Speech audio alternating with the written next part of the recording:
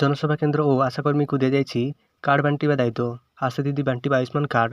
ସ୍ୱାସ୍ଥ୍ୟ ଓ ପରିବାର କଲ୍ୟାଣ ବିଭାଗ ତରଫରୁ ଜନସେବା କେନ୍ଦ୍ର ଓ 48,000 ଆଶାକର୍ମୀଙ୍କୁ କାର୍ଡ଼ ବାଣ୍ଟିବା ଦାୟିତ୍ୱ ଦିଆଯାଇଛି।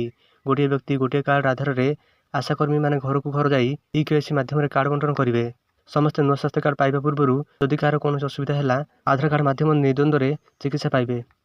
ପରବର୍ତ୍ତୀ ଖବର। ନୂଆ ରେକର୍ଡ ସ୍ତରରେ ସୁନା ଦର। ଭୁବନେଶ୍ୱର। ସୁନା ଦର ଶନିବାର ପୁଣି ବଢ଼ିଛି। ଭୁବନେଶ୍ୱର ବଜାରରେ 24 କ୍ୟାରେଟ୍ ସୁନା ଦର 10 ଗ୍ରାମ ପିଛା 270 ଟଙ୍କା ବଢ଼ି ସର୍ବକାଳୀନ ରେକର୍ଡ 95,670 ଟଙ୍କା ଛୁଇଁଛି। ସେହିଭଳି 22 କ୍ୟାରେଟ୍ ସୁନା ଦର 10 ଗ୍ରାମ ପିଛା 250 ଟଙ୍କା ବୃଦ୍ଧି ପାଇ 87,700 ଟଙ୍କାରେ ପହଞ୍ଚିଛି। ଆମେରିକା ରାଷ୍ଟ୍ରପତି ଡୋନାଲ୍ଡ ଟ୍ରମ୍ପଙ୍କ ଦ୍ୱାରା ଆରମ୍ଭ ହୋଇଥିବା ଶୁଳ୍କ ଯୁଦ୍ଧ ସମେତ ଅନ୍ୟାନ୍ୟ ଭୂ ରାଜନୈତିକ କାରଣ ପାଇଁ ବଜାରରେ ସୁନା ମହଙ୍ଗା ହେବାରେ ଲାଗିଛି। 6 ଜିଲ୍ଲାକୁ 3 ଘଣ୍ଟା ପାଇଁ କାଳବୈଶାଖୀ ସତର୍କତା। ଭୁବନେଶ୍ୱର ଆଞ୍ଚଳିକ ପାଣିପାଗ ବିଜ୍ଞାନ କେନ୍ଦ୍ର ପକ୍ଷରୁ 6ଟି ଜିଲ୍ଲାକୁ ଆଜି ରାତି 8:30 ପର୍ଯ୍ୟନ୍ତ କାଳବୈଶାଖୀ ସତର୍କତା ଜାରି କରାଯାଇଛି। ସେହି ଜିଲ୍ଲାଗୁଡ଼ିକ ହେଉଛି ଅନୁଗୁଳ, ବାଲେଶ୍ୱର, ଭଦ୍ରକ, କଟକ, ଖୋର୍ଦ୍ଧା ଓ ମୟୂରଭଞ୍ଜ। କାଳବୈଶାଖୀ ସମୟରେ ଘଣ୍ଟା ପ୍ରତି 50ରୁ 60 କିଲୋମିଟର ବେଗରେ ପବନ ବହିବାର ସମ୍ଭାବନା ରହିଛି।